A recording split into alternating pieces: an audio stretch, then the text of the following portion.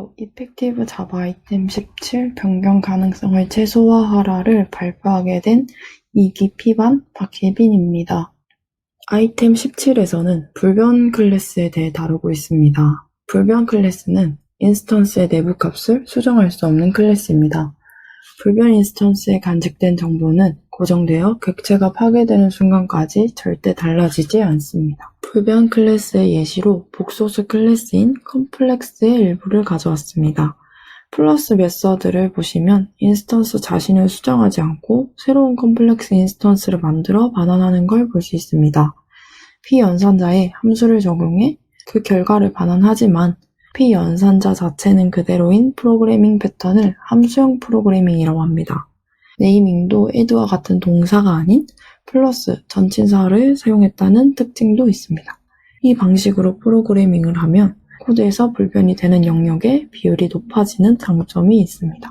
불변 객체의 장점에 대해 말씀드리겠습니다. 첫 번째로 불변 객체는 단순합니다. 앞서 말씀드렸던 것처럼 불변 객체는 생성된 시점의 상태를 파괴될 때까지 그대로 간직합니다. 그래서 모든 생성자가 클래스 불변식을 그 클래스를 사용하는 프로그래머가 다른 노력을 들이지 않아도 영원히 불변으로 남습니다. 다음은 불변 객체는 근본적으로 스레드 안전하여 따로 동기화할 필요가 없습니다. 여러 스레드가 동시에 사용해도 절대 훼손되지 않습니다. 그래서 클래스를 스레드 안전하게 만드는 가장 쉬운 방법이기도 합니다. 스레드 안전하다 보니 안심하고 공유할 수 있습니다. 따라서 한번 만든 인스턴스를 최대한 재활용하기를 권합니다. 가장 쉬운 재활용 방법은 자주 쓰이는 값들을 상수로 제공하는 것입니다. 불변 클래스에도 단점이 있습니다. 값이 다르면 반드시 독립된 객체로 만들어줘야 한다는 것인데요. 값의 가지수가 많다면 이를 모두 만드는데 큰 비용을 매번 처리해야 할 것입니다. 이런 불변 클래스를 만들려면 어떻게 해야 할까요? 첫 번째로 객체의 상태를 변경하는 메서드를 제공하지 않아야 합니다. 즉, 저희가 흔히 알고 있는 세터가 여기에 해당되겠죠.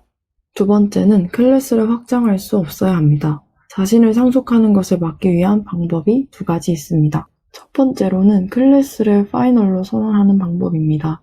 지금 예제에 보시다시피 클래스를 파이널로 선언한 걸 볼 수 있습니다. 두 번째는 모든 생성자를 프라이빗 혹은 패키지 프라이빗으로 선언하고 퍼블릭 정적 팩토리를 제공하는 방법입니다.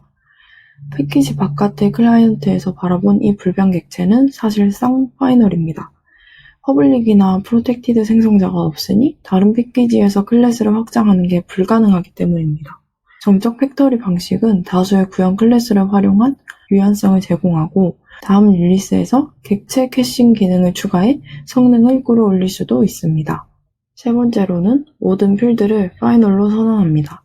이 방법은 시스템이 강제하는 수단을 이용해서 설계자의 의도를 명확히 드러내는 방법입니다. 이는 새로 생성된 인스턴스를 동기화 없이 다른 스레드로 건네도 문제없이 동작하게끔 보장하는 데도 필요합니다. 네 번째로는 모든 필드를 프라이빗으로 선언합니다. 필드가 참조하는 가변 객체를 클라이언트에서 직접 접근해 수정하는 일을 막아줍니다. 사실 퍼블릭 파이널로만 선언해도 불변 객체가 되지만 이렇게 한다면 다음 릴리스에서 내부 표현을 바꾸지 못하므로 권하지는 않습니다. 마지막으로 자신 외에는 내부의 가변 컴포넌트에 접근할 수 없도록 합니다. 클래스의 가변 객체를 참조하는 필드가 하나라도 있다면 클라이언트에서 그 객체의 참조를 얻을 수 없도록 해야 합니다. 접근자 메서드가 그를 그대로 반환해서도 안 됩니다. 생성자, 접근자, 리더 오브젝트 모두에서 방어적 복사를 꼭 수행해야 합니다.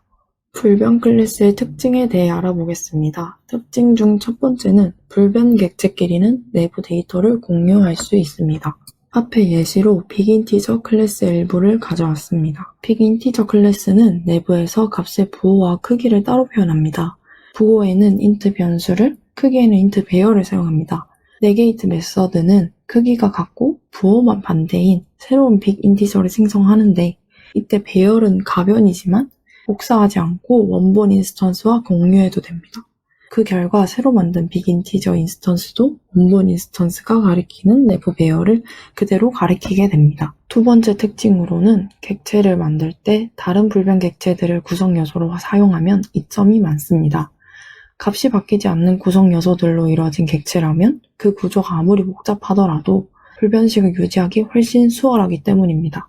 좋은 예로는 불변 객체는 맵의 키와 집합의 원소로 쓰기에 좋습니다.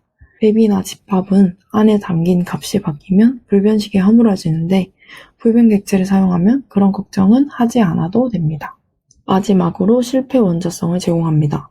실패 원자성은 메서드에서 예외가 발생한 후에도 그 객체는 여전히 호출 전과 똑같은 유효한 상태여야 한다는 성질입니다. 세터가 있거나 내부 필드 값을 변경 가능한 메서드가 존재한다면 여러 필드의 값을 변경하다가 예외가 나게 된다면 그 변경되었던 값들이 다 기존의 값으로 변경되어야 하는 게 맞겠죠. 상태가 절대 변하지 않으니 잠깐이라도 불일치 상태에 빠질 가능성이 없습니다. 마지막으로 정리를 해보겠습니다. 클래스는 꼭 필요한 경우가 아니면 불변으로 만들고 불변으로 만들 수 없다면 변경 부분을 최소한으로 가져가야 합니다.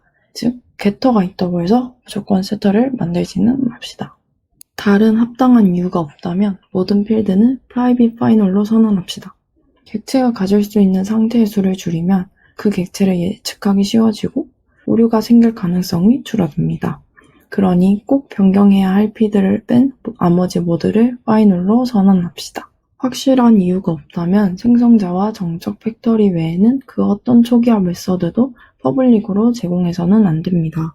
객체를 재활용할 목적으로 상태를 다시 초기화하는 메서드도 복잡성만 커지고 성능 이점은 거의 없기 때문에 사용하지 맙시다. 여기까지 불변 클래스에 대해 발표를 마치겠습니다.